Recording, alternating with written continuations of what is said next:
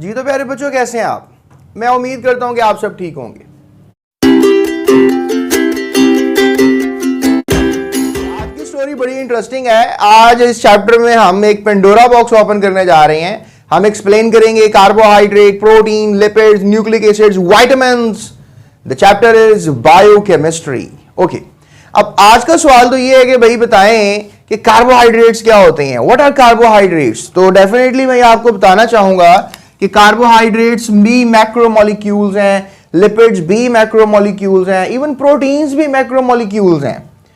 तो इनको आप ऐसे डिफाइन करेंगे कि पॉलीहाइड्रोक्सी एल्डिहाइड्स होते हैं या कीटोन्स होते हैं। जैसे आपने पढ़ा कि जो एल्डिहाइड है, कार्बोनाइल के एक तरफ जो है वो क्या होगा, कार्बोनाइल के एक तरफ क्या होगा, हाइड्रोजन होगा, और एक तरफ क्या होगा, अल्काइल होगा। ठीक है, कार्बोनाइल के एक तरफ क्या नजर आएगा, हाइड्रोजन, और एक तरफ क्या नजर आएगा, अल्काइल। तो प्यारे बच्चों, इसको हम कहेंगे एल्डिहाइड। इसको एल्डिहाइड कहेंगे। ठीक है, एल्डिहाइड कहेंगे। और ये जो एल्डिहाइड है प्यारे बच्चों, ये हो सकते हैं पॉलीहाइड्रोक्सी। तो आप पॉलीहाइड्रोक्सी कैसे होंगे, जब आर की वैल्यू डालेंगे उसमें हाइड्रोक्सी भी डाल देंगे आप। ये कैसे डालेंगे मैं आपको समझाऊंगा। एल्डिहाइडिक शुगर की एग्जांपल आप ग्लूकोज ले सकते हैं। तो ग्लूकोज कैसे एल्डिहाइड है ये मैं प्रूव करता हूं थोड़ी देर के बाद। इसी तरह से प्यारे बच्चों कीटोन भी हो सकते हैं। अब कार्बोनाइल जो है हमारे पास, कार्बोनाइल के दोनों तरफ हमने आर लगा देना है, अल्काइल लगा देना है। यहां पे भी अल्काइल लगा दिया और यहां पे भी अल्काइल लगा दिया।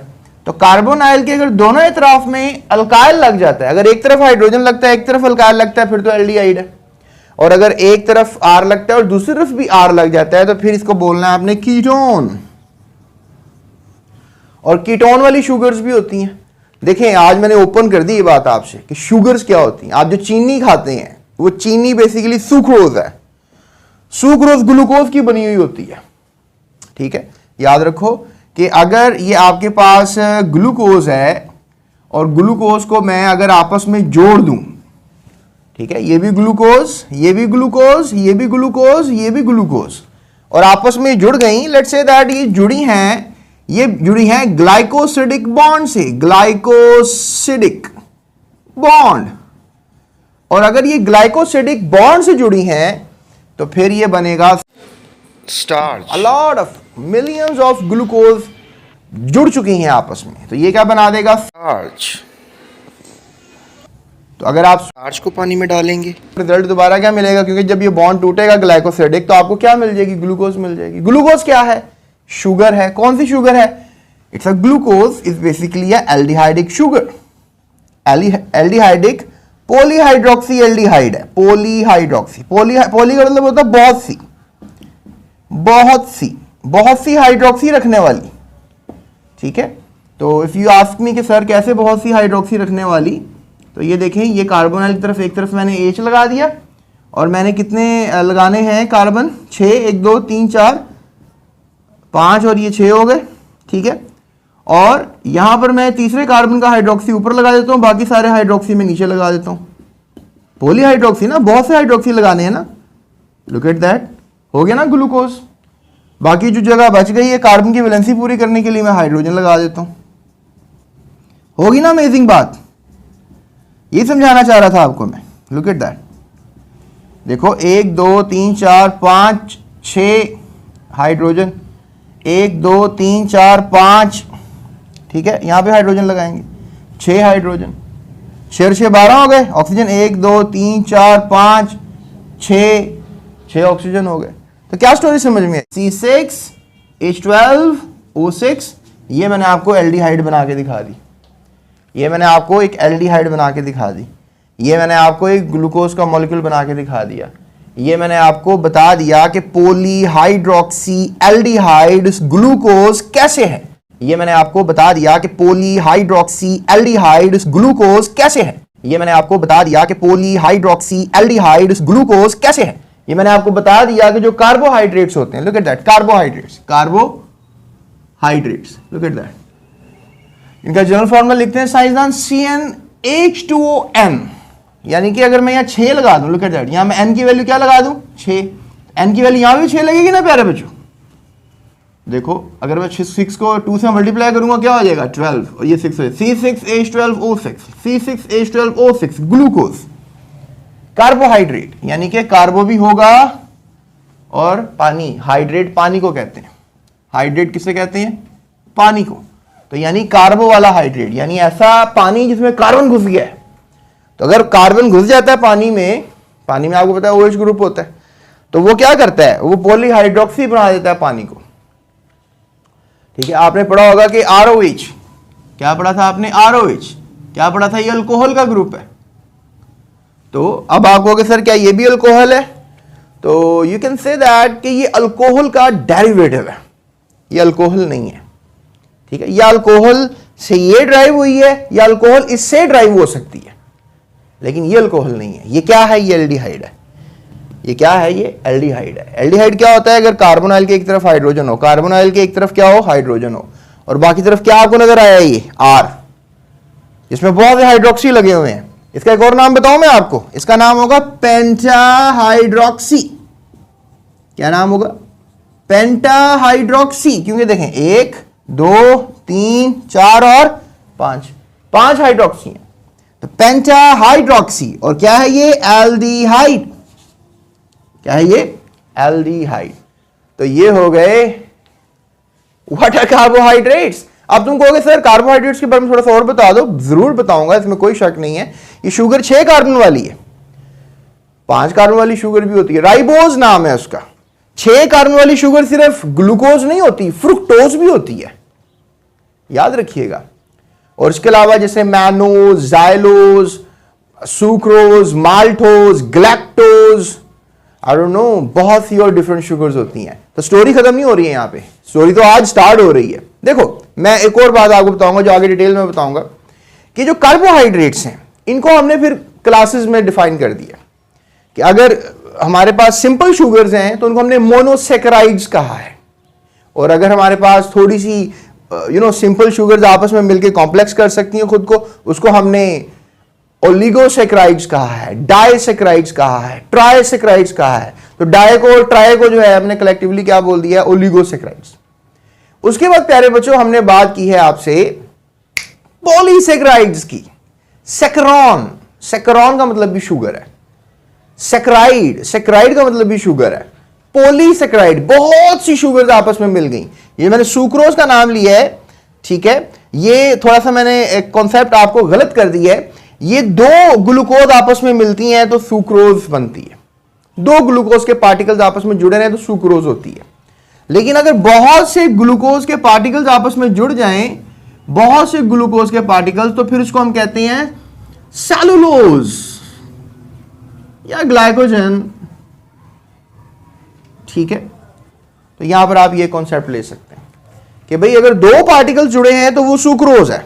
अगर बहुत से ग्लूकोज के पॉलीमर्स जुड़ गए हैं, कौन से बॉन्ड से, ग्लाइकोसिडिक बॉन्ड से, तो उसको हम क्या नाम देंगे, उसको हम नाम देंगे प्यारे बच्चों सेलुलोज या फिर ग्लाइकोजन, और ये एक पॉलीसेकेराइड होगी।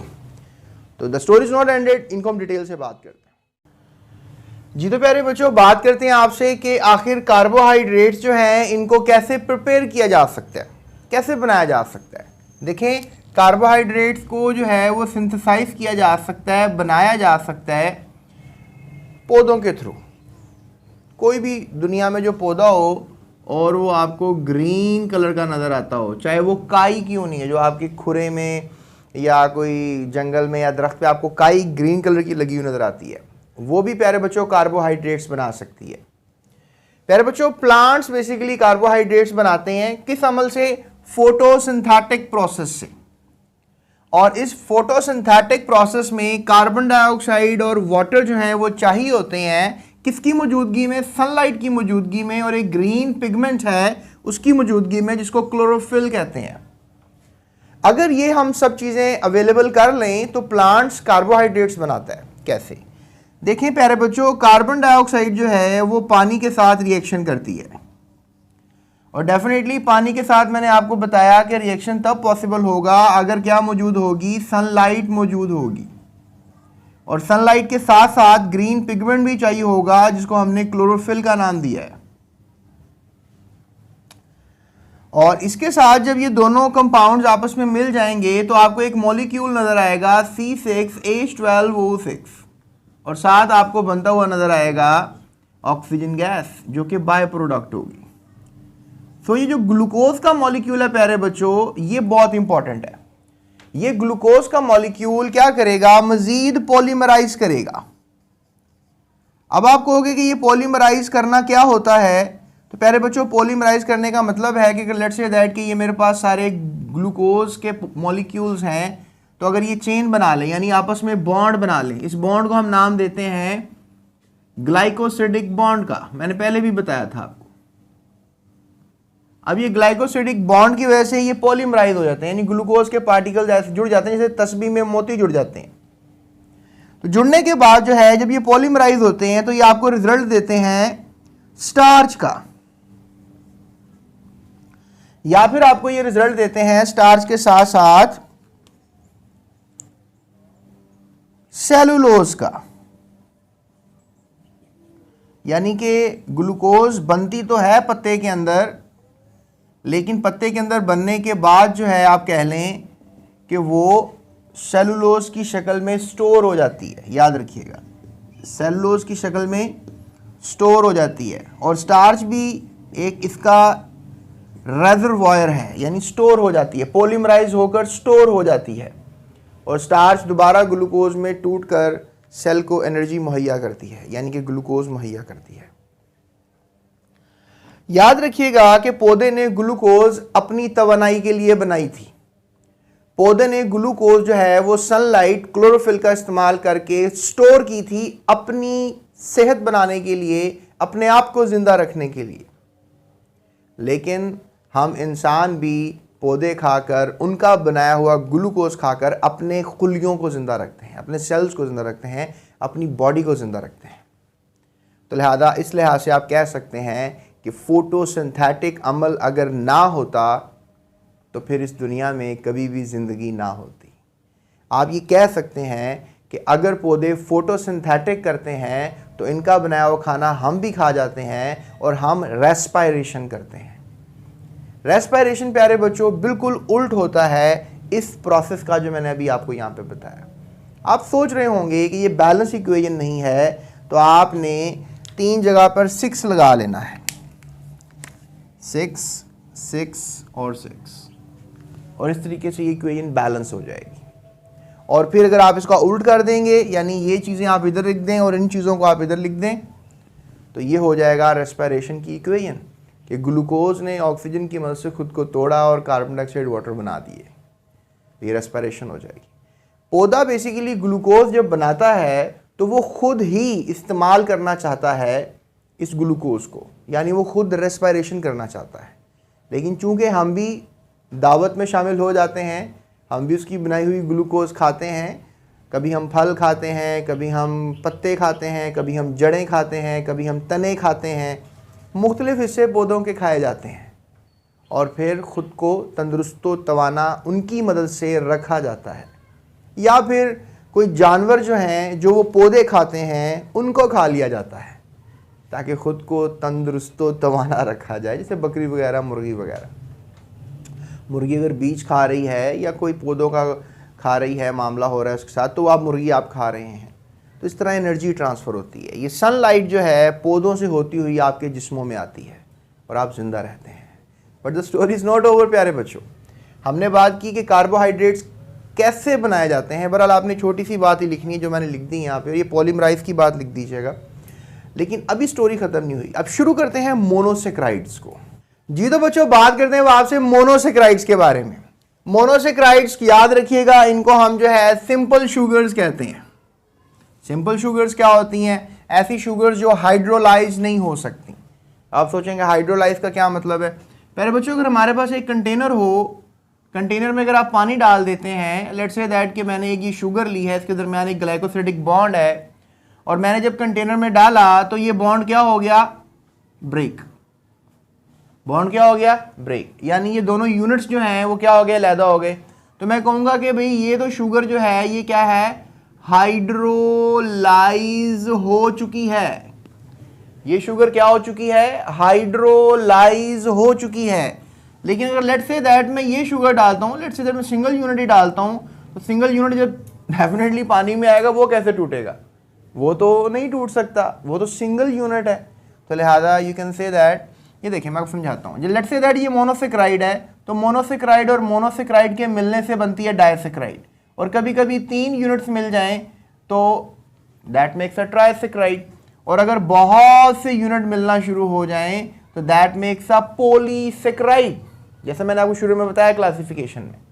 देखें अब आपका सवाल ये होना चाहिए कि सर ये जो आपके पास 1 यूनिट शुगर है, आप मुझे ये बताएं कि इसमें कितने कार्बन है। तो इन्होंने ये बात की है कि ये यूनिट 3 कार्बन का भी हो सकता है, ये यूनिट 4 कार्बन का भी हो सकता है, 5 कार्बन का भी हो सकता है, 6 कार्बन का भी हो सकता है, 7 कार्बन का भी हो सकता है, 8 कार्बन का भी हो सकता है और 9 कार्बन का भी हो सकता है। यानी मिनिमम 3 कार्बन मिलकर शुगर बना सकते हैं, या फिर मिनिमम 4 कार्बन मिलकर शुगर बना सकते हैं।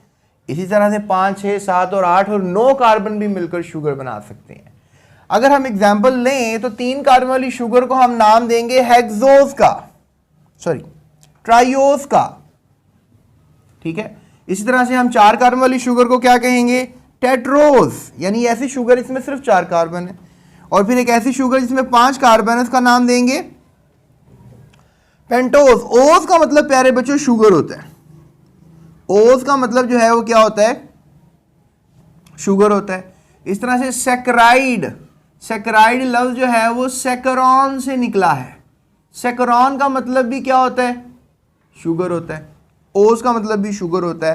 पेंटोज 5 कार्बन वाली शुगर, हेक्सोज 6 कार्बन वाली शुगर, हेप्टोज, नैनोज, ऑक्टोज, ऑक्टोजेस। तो आपने ये हेक्सोज तक की वो बात कर रहे हैं, सो ऑन कह रहा है आगे। उसके बाद प्यारे बच्चों जो इंपॉर्टेंट मोनोसेक्राइड्स हैं उसमें हेक्सोजिस जो है वो इंपॉर्टेंट है। उसमें 6 कार्बन वाली शुगर जो है वो ग्लूकोज भी है, 6 कार्बन वाली शुगर जो है वो फ्रुक्टोज भी है।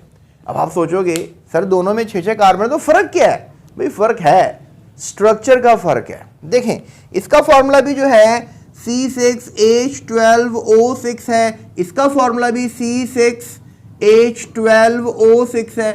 तो आपको क्या सर फर्क किधर है, तो मैंने अभी तो बताया कि फर्क फॉर्मूले में नहीं है, स्ट्रक्चर में है, फंक्शनल ग्रुप में है। अब आप कहेंगे सर ये फंक्शनल ग्रुप क्या होता है, डेफिनेटली मैंने पहले आपको चैप्टर में सारे फंक्शनल ग्रुप पढ़ाए। याद रखिएगा ग्लूकोज एक एल्डोज है, जबकि फ्रुक्टोज एक कीटोज है, यानी कि इसमें कीटोनिक फंक्शनल ग्रुप होगा क्योंकि ये ओज है यानी शुगर भी है, और ये एल्डोज है यानी इसमें एल्डिहाइडिक फंक्शनल ग्रुप होगा।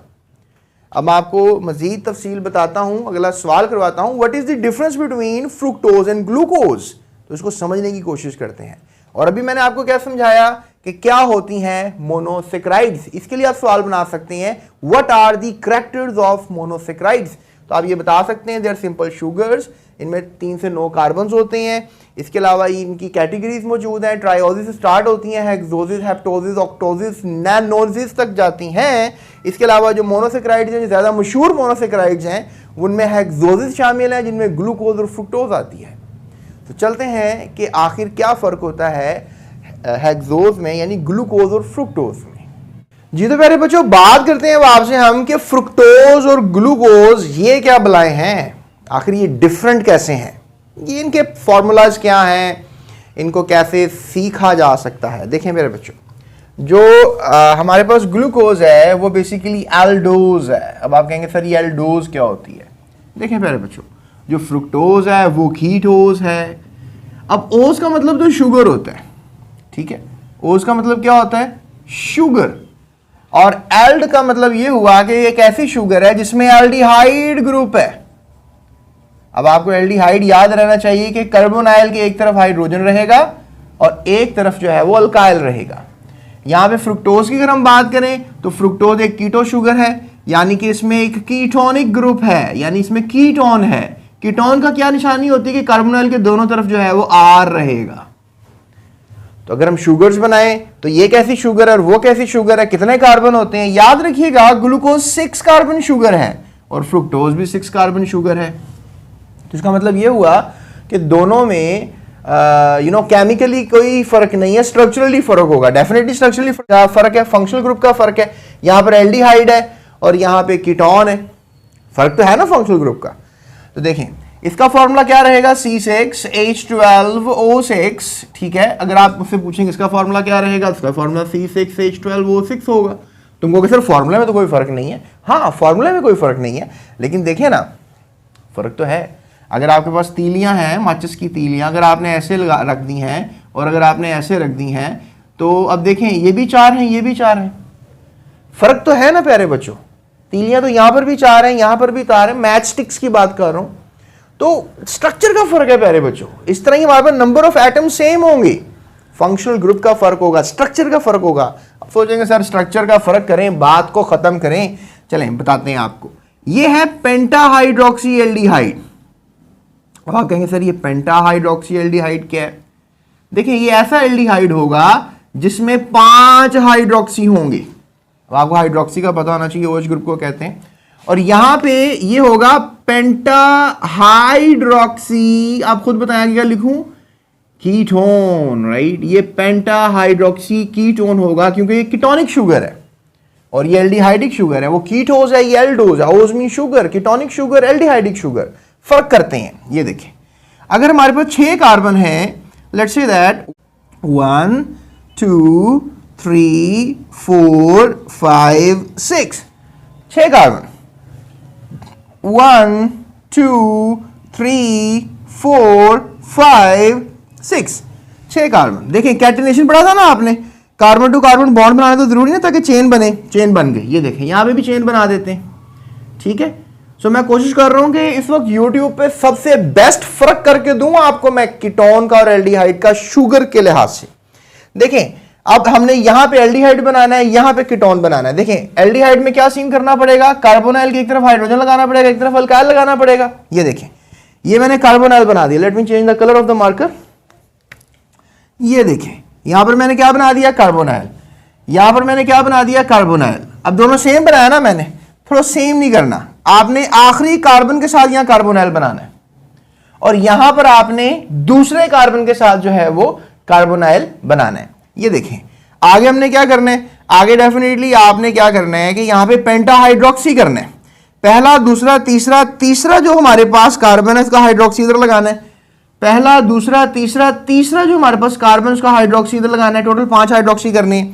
तो यहां पर आप 1 2 3 4 और मेरे बच्चे ये हो गया 5 पेंटाहाइड्रोक्सी।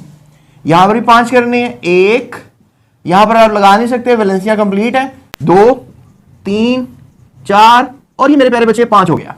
इजी हो गया यहां पर। अब देखें फॉर्मूला कंप्लीट कर लेते हैं। अब देखें यहां पर हमने क्या करना था कि हाइड्रोजन लगाना था। यही हमने सीखा था ना कि हाइड्रोजन के साथ कार्बोनाइल होगा, कार्बोनाइल के साथ R होगा। ये देखें ये है हाइड्रोजन, उसके साथ कार्बोनाइल और कार्बोनाइल के साथ ये सब R है। लुक एट दैट, ये R है। ये देखें हमने कहा था अल्काइल के साथ कार्बोनाइल होगा, कार्बोनाइल के साथ R होगा। ये देखें ये R है, ये कार्बोनाइल है और ये देखिए प्यारे बच्चों ये भी तो R है ना।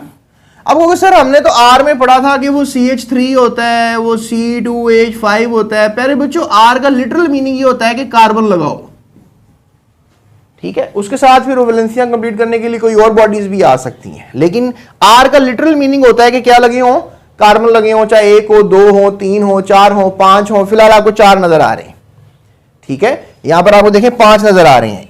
कार्बोनाइल के साथ R लगा हुआ है, 1 2 3 4 5 कार्बोनाइल के साथ R लगा हुआ है। तो मैं आपको बेसिक समझा रहा हूं, फर्स्ट टाइम आप देख रहे हैं इसलिए समझा रहा हूं मैं आपको, ठीक है। अब यहां पर क्या लगा देंगे, हाइड्रोजन। यहां पे क्या लगा देंगे, हाइड्रोजन। यहां पे क्या लगा देंगे, हाइड्रोजन। जहां जहां रह गया मामला वहां पे क्या लगा देंगे, हाइड्रोजन, ठीक है। मैं ये रेस करने लगा ताकि थोड़ा मैं फॉर्मूला दोबारा ईज के साथ आपको समझा सकूं। So let me raise it. उसके बाद देखें यहां पे हमने क्या लगा देना, हाइड्रोजन, ठीक है। पेंटाहाइड्रोक्सी तो लगा दिया। यहां पर भी क्या लगाएंगे, 4 वैलेंसी होती है ना कार्बन की, 1 2 3 और 4। ये देखें यहां पर क्या होगा 4, यहां पर भी क्या होगा 4 4, यहां पर भी क्या होगा 4, यहां पर क्या होगा 4, 1 2 3 4। एक तो हाइड्रोक्सी वाली होगी ना, हाइड्रोक्सी वाली मैंने रेड कर दी है, कार्बन वाली मैंने रेड कर दी है। 4 वैलेंसियां पूरी करनी है। तो देखें कितने कार्बन है, 6 कार्बन, 1 2 3 4 5 6। कितने हाइड्रोजन है, 12, 1 2 3 4 5 6 7 8 9 10 11 12। 6 ऑक्सीजन है, 1 2 3 4 5 6। सेम स्टोरी, 1 2 3 कार्बन 1 2 3 4 5 6 कार्बन हो गए। सो 1 2 3 4 5 6 7 8 9 10 11 12 हाइड्रोजन हो गए। 6 ऑक्सीजन करने 1 2 3 4 5 6 हाइड्रोजन हो गए। तो ये बन गया आपका पेंटाहाइड्रोक्सी एल्डिहाइड, ये बन गया आपका पेंटाहाइड्रोक्सी कीटोन। अच्छा एक और चीज नोटिस करें, कंडेंस फार्मूला आपको याद होगा कि ये हमारे पास स्ट्रक्चरल फार्मूला है मीथेन का, ऐसे ही प्यारे बच्चों। और ये इसका कौन सा फार्मूला बन गया, कंडेंस फार्मूला, मॉलिक्यूलर भी इसको कह देंगे आप। ये हमारे पास कौन सा फार्मूला है, ये हमारे पास फार्मूला है ईथेन का प्यारे बच्चों। ये किसका फार्मूला है, ईथेन का। सो टिश्यू की जरूरत फिर पड़ेगी। ओके सो ये ईथेन का फार्मूला है और ये इसका मॉलिक्यूलर फार्मूला है C2H6। लेकिन इसका कंडेंस क्या होगा, ये देखिए, ये होगा इसका कंडेंस फार्मूला। समझ रहे हैं इस चीज को आप? आपने यहां से एक कार्बन से 3 हाइड्रोजन पकड़ लिए, यहां से एक कार्बन से 3 हाइड्रोजन पकड़ लिए, that becomes a condense formula. और कंडेंस कर देंगे तो फिर बिकम्स अ मॉलिक्यूलर फार्मूला। अच्छा इसको भी कंडेंस करते हैं। फिर इसका क्या करेंगे हम, यहां पर O है, यहां पर H है। ओके लुक एट दैट प्यारे बच्चों, ऐसे कर देंगे कंडेंस। एक कोना हमने कंडेंस कर दिया, कॉर्नर कंडेंस कर दिया, यहां से इस कॉर्नर को भी कंडेंस कर देते हैं। ये देखें 2 हाइड्रोजन है और 1 हाइड्रोक्सी है, 2 हाइड्रोजन है और 1 हाइड्रोक्सी है। सो दैट द फॉर्मूला जो आपकी बुक में लिखा हुआ है। ये देखें यहां पर भी ऐसे करेंगे, 2 हाइड्रोजन है और 1 हाइड्रोक्सी है, लुक एट दैट, ऐसे। और यहां पर भी देखें आप कि 2 हाइड्रोजन है और 1 हाइड्रोक्सी है। ये हो गया ये वाला कोना, ये हो गया ये वाला कोना। That becomes carbonyl, that becomes R, that becomes R, that becomes carbonyl, इसके अंदर ही है, हाइड्रोजन भी इसके अंदर ही है और that becomes R। And that's how ये एल्डिहाइडिक शुगर और ये कीटोनिक शुगर है। स्टोरी इज नॉट ओवर प्यारे बच्चों। अभी हम बात करेंगे आपसे कि क्या प्रॉपर्टीज होती हैं मोनोसेक्राइड्स की। एंड आई होप कि आपको फर्क याद हो गया होगा कि क्या होती है ग्लूकोज और क्या होती है फ्रुक्टोज। जी तो प्यारे बच्चों बात करते हैं अब आपसे हम प्रॉपर्टीज की, फिजिकल प्रॉपर्टीज की। किसकी फिजिकल प्रॉपर्टीज, कार्बोहाइड्रेट्स की, मोनोसेक्राइड्स की। अब देखें आपको मैंने कैटेगरी बताई थी कि जो मोनोसेक्राइड्स होते हैं, इसके अलावा ओलिगोसेक्राइड्स भी होते हैं और इसके अलावा पॉलीसेक्राइड्स भी होते हैं। तो हम आते हैं ओलिगोसेक्राइड्स पर और पॉलीसेक्राइड्स पर, लेकिन मोनोसेक्राइड्स को हमने जरा ज्यादा अहमियत दी है, थोड़ा सा ज्यादा लिखा है मोनोसेक्राइड्स के बारे में। फ्रुक्टोज ग्लूकोज में फर्क भी करके अभी मैं थोड़ी देर पहले देखा। तो अब हम बात करते हैं कि आखिर ये फिजिकली जाहरी दुनिया में कैसे नजर आते हैं। प्यारे बच्चों ये व्हाइट क्रिस्टलाइन होते हैं, ठीक है।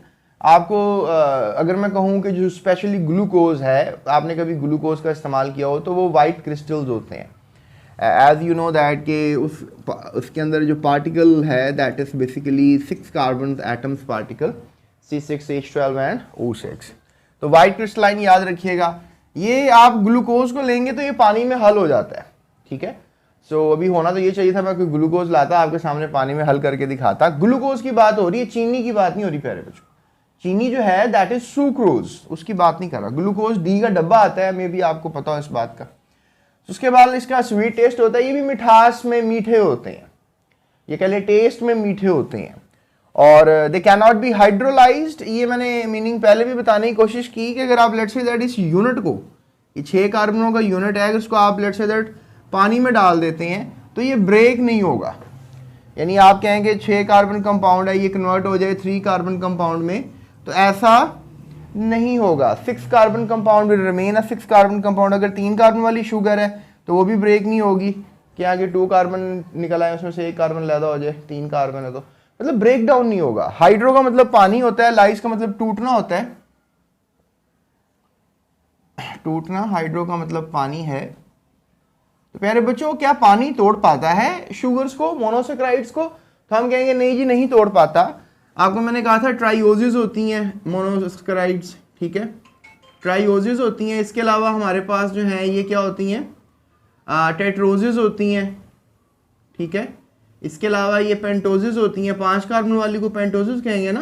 हेक्सोसिस होती हैं, हेप्टोसिस होती हैं, ऑक्टोसिस होती हैं और नैनो, यानी C3 से लेकर C9 तक गेम ऑन रहती है इनकी। तो यूनिट कोई भी बन जाए, ठीक है। कार्बन हाइड्रोजन ऑक्सीजन बॉन्ड्स होते हैं इनमें, तो ये हाइड्रोलाइज नहीं होती, ये बात याद रखिएगा। इन पानी में डालेंगे तो ये छोटे यूनिट्स में तब्दील नहीं होंगी। लेट्स से दैट कि अगर 2 छोटे यूनिट्स मिले हों, उनके दरमियान ग्लाइकोसिडिक बॉन्ड हो, और अगर आप उसको लेट्स से दैट के पानी में डाल दो तो ये तो टूट जाएगा ना, बॉन्ड है ये तो, अ काइंड ऑफ बॉन्ड जो कि दो शुगर्स को मिला के रखा हुआ है इसने, ये तो टूट जाएगा। लेकिन प्यारे बच्चों अगर आपके पास ये एक ही यूनिट है सिर्फ, तो अगर आप इसको पानी में डाला तो ये कैसे टूटेगा? ये तो नहीं टूटेगा ना, ये तो अपनी शेप को बरकरार रखेगा। सो आगे है जी कि they are reducing in nature. तो रिड्यूसिंग इन नेचर का मतलब है कि ये दूसरी चीज़ों को रिड्यूस कर देती हैं, यानी ये हाइड्रोजन देने का काम करती हैं। याद रखिएगा शुगर जो हैं वो प्लेंटी ऑफ हाइड्रोजन आयंस जो हैं वो देती हैं किसी दूसरे कंपाउंड्स को।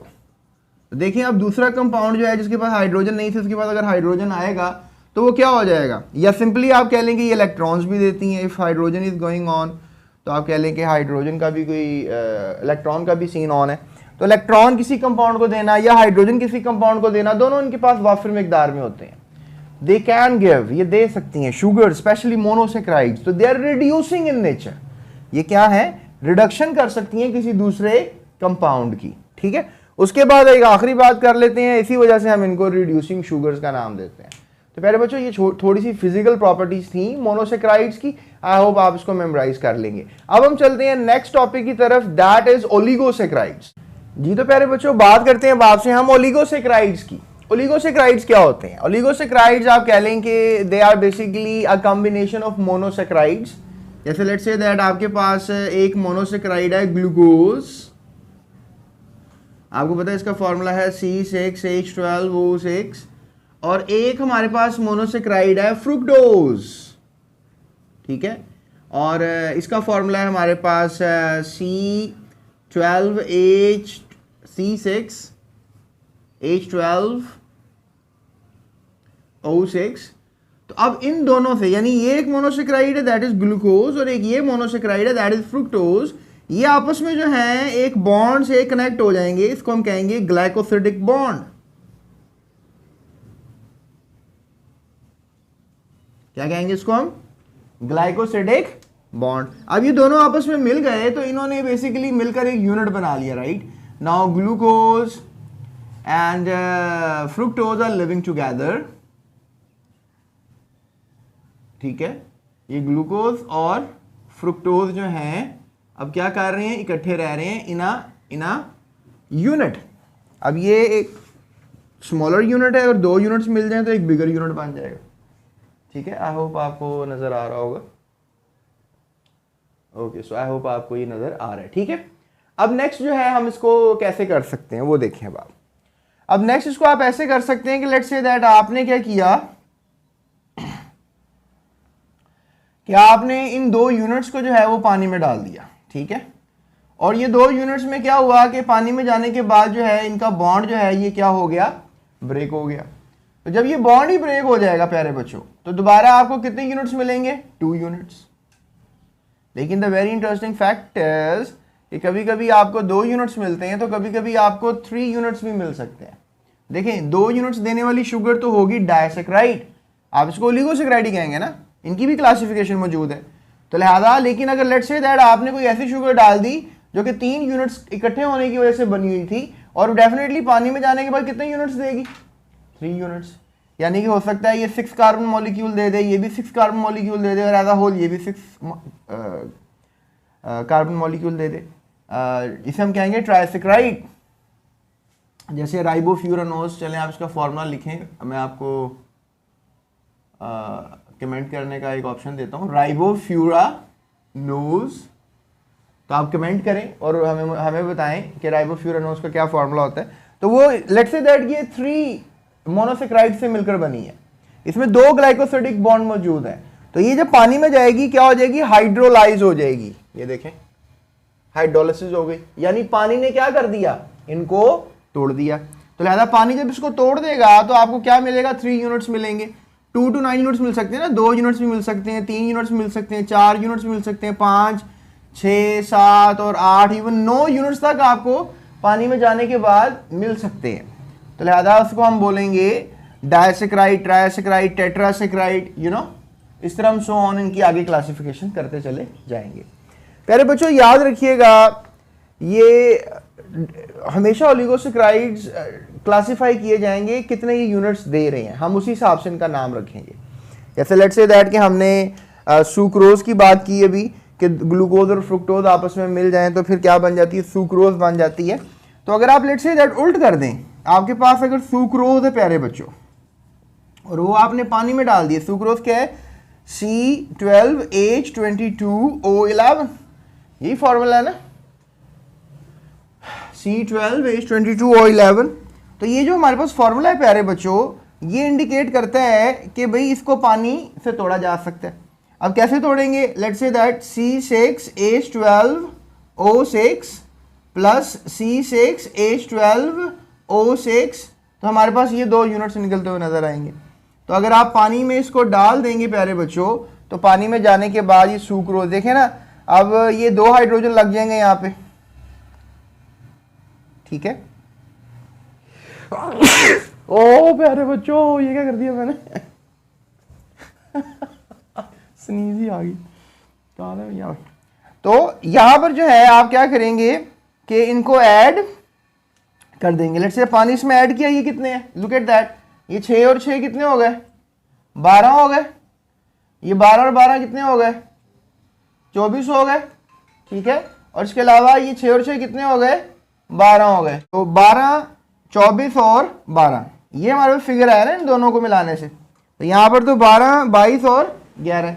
तो लिहाजा अगर आप पानी मिला दें आप इसमें, यानी 2 हाइड्रोजन आ जाएंगे तो कितने हो जाएंगे, 24। और अगर ये एक ऑक्सीजन आ जाएगा कितने हो जाएंगे, 12। तो 12, 24, 12 का फिगर दोबारा बन जाएगा। तो क्या समझ में आई, समझ में ये आई कि भाई इसको अगर पानी में डालोगे तो फिर ये टूट जाएगी, किसमें, ग्लूकोज में और फ्रुक्टोज में। और इस अमल को क्या बोलते हैं, हाइड्रोलिसिस। इस प्रोसेस को क्या बोलते हैं, हाइड्रोलिसिस। कि जब भी शुगर पानी में जाए और 2 से 9 यूनिट्स तक जो है वो मोनोसेक्राइड्स दे दे, तो वो कौन सी कैटेगरी है, ओलिगोसेक्राइड्स, ठीक है। अब देखो तुम कहोगे सर अगर 2 से 9 यूनिट्स मिल सकते हैं, 10 भी मिल सकते हैं, 11, 12, 20, 25, 30, 100 करोड़ भी मिल सकते हैं। तो हाँ मिल सकते हैं, लेकिन हम 9 तक तो इसको ओलिगोसेक्राइड्स की कैटेगरी में रखेंगे, लेकिन उसके बाद हम इसको पॉलीसेक्राइड में ले जाएंगे। But the story is not over, हम बात कर लेते हैं इसकी फिजिकल प्रॉपर्टीज की कि ओलिगोसेक्राइड्स की फिजिकल प्रॉपर्टीज क्या होती हैं। जी तो प्यारे बच्चों, बात करते हैं अब हम इन शुगर्स के बारे में मजीद कि क्या ये रिड्यूसिंग और नॉन रिड्यूसिंग हो सकती हैं, सॉल्युबल इन वाटर हो सकती हैं कि नहीं हो सकती हैं, इनका टेस्ट क्या होगा, इनका कलर क्या होगा। देखें, इनको हम फिजिकल प्रॉपर्टीज कहते हैं। तो लिहाजा आप कह सकते हैं कि दे आर वाइट क्रिस्टलाइन, यानी जो चीनी वगैरह आप खाते हैं, आपने अमूमन देखा होगा कि वाइट क्रिस्टलाइन होती है। वो 2 ग्लूकोज के मॉलिक्यूल, एक फ्रुक्टोज का मॉलिक्यूल मिलाने से वो चीनी बन जाती है। इसके अलावा दे सॉल्युबल इन वाटर, यानी कि ये जो चीनी है या कोई और ओलिगोसेक्राइड है, ये तकरीबन सारी पानी में सॉल्युबल होती हैं। स्वीट इन टेस्ट, और ये जितनी भी शुगर्स होती हैं ये स्वीट इन टेस्ट होती हैं, they are very sweet in taste. और रिड्यूसिंग भी हो सकती हैं और नॉन रिड्यूसिंग भी हो सकती हैं, यानी दूसरों को इलेक्ट्रॉन दे सकती हैं, हाइड्रोजन दे सकती हैं। कुछ ऐसी शुगर्स भी हैं और कुछ ऐसी भी हैं जो कि दूसरों को इलेक्ट्रॉन्स और हाइड्रोजन नहीं देंगी, ठीक है। तो जो नहीं दे रही वो नॉन रिड्यूसिंग की कैटेगरी में चली जाएंगी। जो दे रही हैं, तो मोनोसेक्राइड्स में हमने कहा था कि सारी ही रिड्यूसिंग होती हैं, लेकिन ओलिगोसेक्राइड्स में मैं कह रहा हूँ कि इनमें कुछ रिड्यूसिंग भी होती हैं और नॉन रिड्यूसिंग भी होती हैं, राइट। सो अब चलते हैं हम पॉलीसेक्राइड्स की तरफ। जी तो प्यारे बच्चों, अब आपसे बात करते हैं पॉलीसेक्राइड्स के बारे में। पॉलीसेक्राइड्स बेसिकली आप कह लें कि they are the third category of carbohydrates. ये पॉलीसेक्राइड्स हैं। पॉली का मतलब होता है मैनी और सेक्रॉन का मतलब होता है शुगर्स। जैसे फॉर एग्जांपल अब हमारे पास ग्लूकोज है, अब बहुत सी ग्लूकोज जो है वो ग्लाइकोसिडिक लिंकेज के थ्रू जो है वो आपस में क्या हो गई हैं, मिल गई हैं, बहुत सी। ये तो मैंने थोड़ी सी बना दी ना आपको समझाने के लिए। तो समझिए कि बहुत सी जो ग्लूकोज के मॉलिक्यूल्स हैं वो चेन में, जैसा ट्रेन के डब्बे नहीं होते आपस में जुड़ते ही चले जाते हैं, लेकिन वो तो लिमिट कर जाते हैं ना ट्रेन के डब्बे। ये समझ लें कि ग्लूकोज के पार्टिकल यूनिट्स जुड़ते ही चले जा रहे हैं। तो इस तरह की लंबी चेनों को, इसको हम कहते हैं मैक्रोमोलिक्यूल कार्बोहाइड्रेट्स, यानी बहुत बड़े बड़े मॉलिक्यूल्स होते हैं। तो इनमें हंड्रेड्स एंड थाउजेंड्स ऑफ क्या होती हैं, मोनोसेक्राइड्स होती हैं। तो दे makes many sugars, many polysaccharides, ये कह लें कि मैनी मोनोसेक्राइड्स का यूनिट मेक्स अ पॉलीसेक्राइड। तो प्यारे बच्चों, इसमें एग्जांपल आप ले सकते हैं स्टार्च की। इसको आप देखें तो इनको हाइड्रोलाइज भी नहीं किया जा सकता, यानी स्टार्च को पानी में डालें तो स्टार्च स्टार्च ही रहेगी, नहीं टूटती है। सेलुलोज, अब आपको दुनिया में कोई पूछे ना सबसे ज़्यादा कार्बोहाइड्रेट कौन सा पाया जाता है, तो आप कहेंगे जी मोस्ट अबंडेंट कार्बोहाइड्रेट जो है वो कौन सा है, सेलुलोज। अबंडेंट एक लफ्ज याद रखिएगा, ये मैं आपको इंट्रोड्यूस करा रहा हूं। अबंडेंट, अबंडेंट का मतलब होता है बहुत सा, यानी बहुत ज्यादा मिकदार में एक लफ्ज इस्तेमाल होता है। ग्लाइकोजन आपके लिवर में होती है, ये भी एक पॉलीसेकेराइड है। चाइटन, ये जो फंगस की सेल वॉल होती है। लिग्निन, पैक्टिन भी जो है सेल वॉल का कंपोनेंट होता है, और ये भी एक कार्बोहाइड्रेट पॉलीसेकेराइड होती है। फिजिकल प्रॉपर्टीज की तरफ अगर आप जाएंगे तो ये अमॉर्फस सॉलिड है, यानी कि इनकी इतनी खास शेप नहीं होती। हमने देखा था सुक्रोज वगैरह और मोनोसेक्राइड्स वगैरह क्रिस्टल्स की शक्ल में रहते हैं, लेकिन ये जो अमॉर्फस होते हैं तो आप इनके लिए एक और लफ्ज इस्तेमाल कर सकते हैं, नॉन क्रिस्टलाइन। ठीक है, तो अगर आप ये भी लिख देंगे तो बात वही हो जाएगी, क्योंकि नॉन क्रिस्टलाइन लिख दो या अमॉर्फस लिख दो, एक ही बात है। फिर ये टेस्टलेस होती हैं, यानी कि इनका कोई टेस्ट नहीं होता। आपने कभी कॉटन खाई हो, अच्छा सेलुलोज कॉटन की सबसे अच्छी एग्जांपल है, यानी समबडी आज की कि आपके कपड़े किस चीज के बनते हैं, तो आप कहोगे भाई ये तो कॉटन के बनते हैं, तो कॉटन क्या है, सेलुलोज। सेलुलोज क्या है, कार्बोहाइड्रेट। लेकिन आपके कपड़े पानी में डालने से क्या पानी में मिक्स हो जाते हैं, तो दैट मेक्स एन आइडिया। तो ये इनसॉल्युबल है किसमें, पानी में। ठीक है, और लास्ट में मैं कहूंगा कि ये नॉन रिड्यूसिंग इन नेचर होते हैं। हमने देखा मोनोसेक्राइड रिड्यूसिंग इन नेचर थे, ओलिगोसेक्राइड रिड्यूसिंग भी थे और नॉन रिड्यूसिंग भी थे, लेकिन पॉलीसेक्राइड जो है ये हमेशा क्या कहलाएंगे, नॉन रिड्यूसिंग। ये बोर्ड में आपको बतौर एमसीक्यू आ सकता है। What do you know about polysaccharide, ये शॉर्ट क्वेश्चन आ सकता है। या फिर what do you know about oligosaccharides, ये भी शॉर्ट क्वेश्चन आ सकते हैं। फिजिकल प्रॉपर्टीज बताएं ओलिगोसेक्राइड्स की, ये आ सकता है। या पॉलीसेक्राइड की फिजिकल प्रॉपर्टीज बताएं, ये शॉर्ट आ सकता है। इसके अलावा आपको मोनोसेक्राइड्स की फिजिकल प्रॉपर्टी शॉर्ट आ सकता है। ग्लूकोज और फ्रुक्टोज में क्या फर्क है, ये आपको शॉर्ट क्वेश्चन आ सकता है। इसके अलावा हाउ कार्बोहाइड्रेट्स आर हाइड्रोलाइज, तो सुक्रोज को हमने पानी और HCl में डालकर तोड़ा था फ्रुक्टोज और ग्लूकोज में, तो दैट इज हाइड्रोलाइजेशन।